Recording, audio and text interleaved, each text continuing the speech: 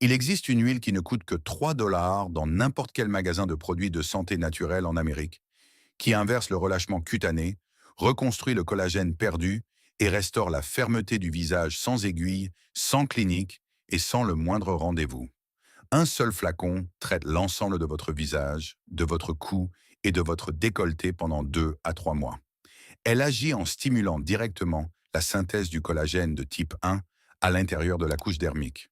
Il s'agit de la même protéine structurelle profonde que les traitements par radiofréquence à 1200 dollars et les séances de micro-needling à 800 dollars tentent de stimuler de l'extérieur. Elle inhibe également les enzymes qui détruisent physiquement le collagène au fur et à mesure que vous vieillissez au niveau moléculaire, avant même que la dégradation ne commence. Les anciens médecins égyptiens la frictionnaient sur la peau des pharaons. Les médecins de la cour perse la prescrivaient pour la peau vieillissante au Xe siècle. Une étude évaluée par des pairs et publiée dans le Journal of Medicinal Food a confirmé des augmentations mesurables de l'élasticité et de l'hydratation de la peau après 6 semaines d'application topique. Cette étude a été publiée, citée, puis complètement ignorée par toutes les cliniques esthétiques et tous les cabinets de dermatologie cosmétique du pays. Ils n'ont pas cessé de recommander cette huile parce qu'elle était inefficace. Ils ont arrêté parce qu'elle fonctionnait trop bien. Une huile qui coûte 3 dollars et reconstruit le collagène de façon permanente ne peut pas soutenir une industrie des injectables cosmétiques de 16 milliards de dollars. Et ce qui ne peut pas soutenir cette industrie doit être effacé de la mémoire publique. Voici l'histoire de l'huile de reconstruction du collagène, la moins chère jamais documentée et de la machine de la médecine esthétique qui priait pour que vous ne trouviez jamais cette vidéo. Si ces histoires comptent pour vous, le bouton d'abonnement et la cloche sont le meilleur moyen de s'assurer que ces connaissances restent vivantes. C'est ici que nous déterrons ce que l'industrie de la dermatologie a enfoui. Maintenant, laissez-moi vous ramener là où cette histoire commence. Nous sommes en l'an 1550 avant J.C. environ, à l'intérieur de la cour d'un pharaon égyptien. Le papyrus Ebers, l'un des plus anciens documents médicaux sur Terre ayant survécu, rédigé sous le règne d'Amenhotep Ier, contient des formulations détaillées pour des préparations cutanées, utilisant un petit fruit rouge semblable à un joyau que les médecins égyptiens considéraient comme de l'or médicinal.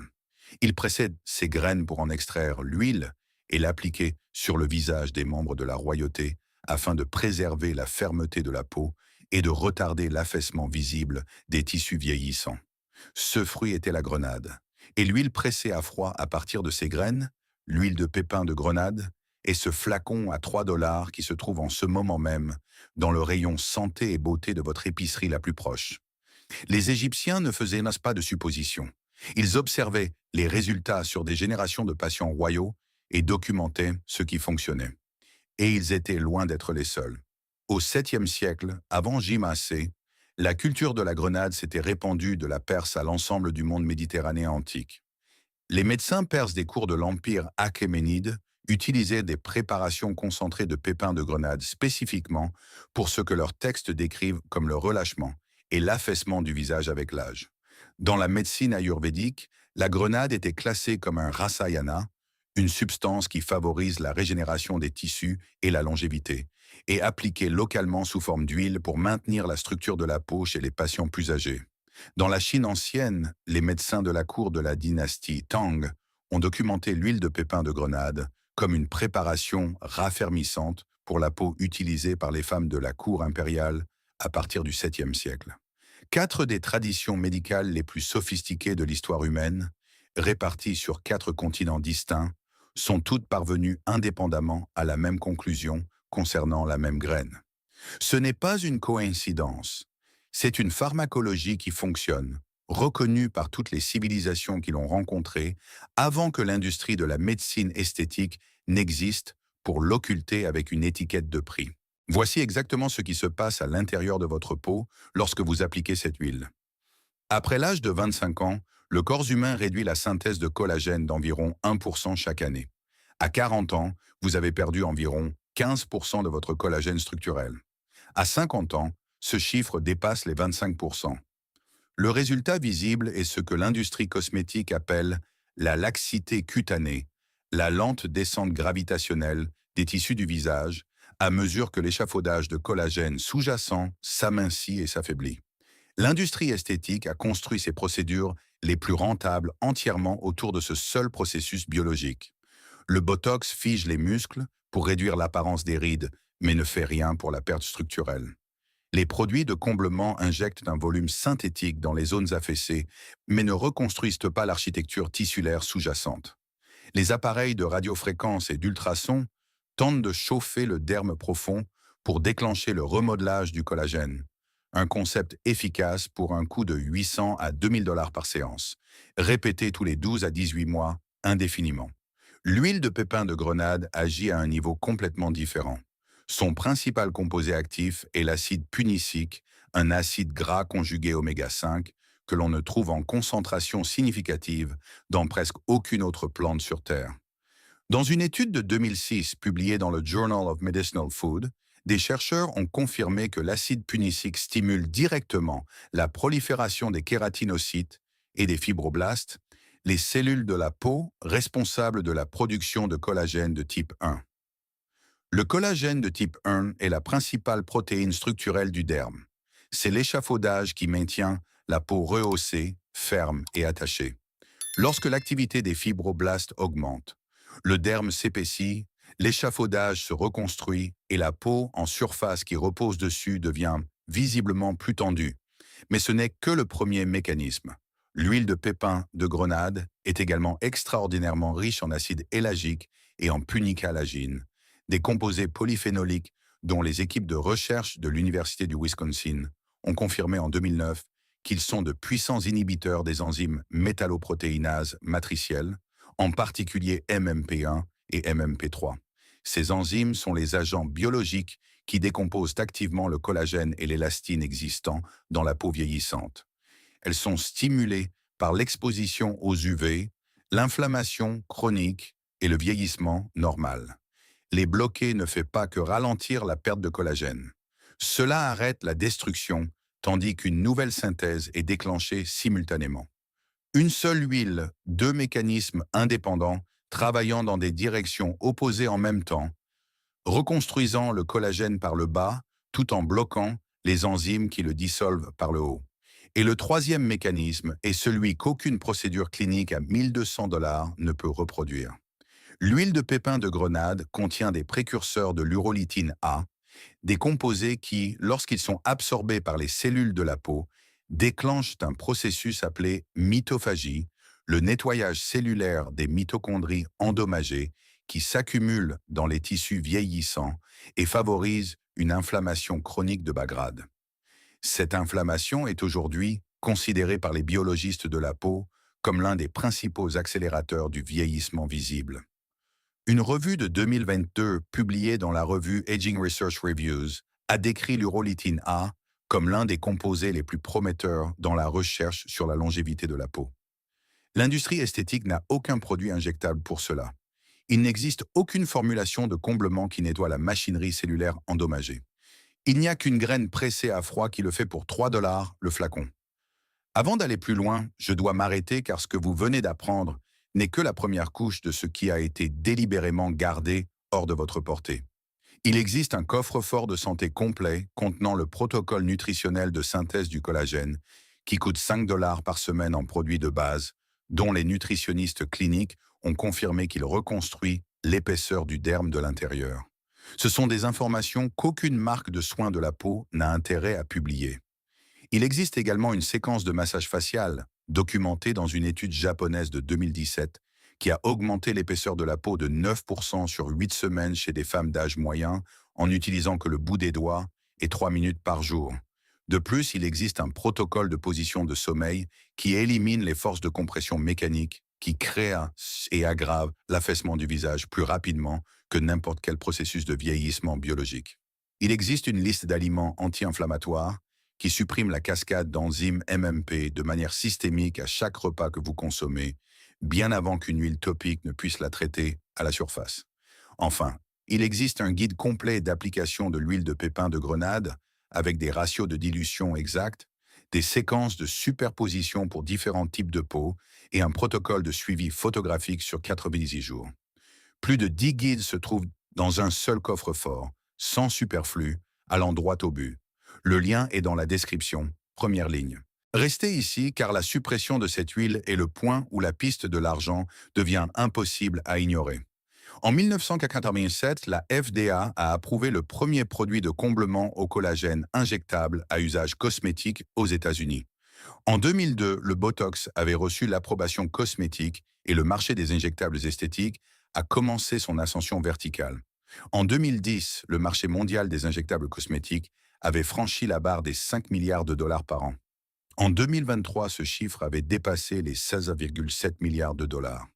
Les cliniques se sont multipliées dans chaque ville, des spas médicaux ont ouvert dans les centres commerciaux de banlieue et les plateformes de télésanté ont commencé à proposer des consultations virtuelles pour des rétinoïdes sur ordonnance et des recommandations pour des procédures en personne.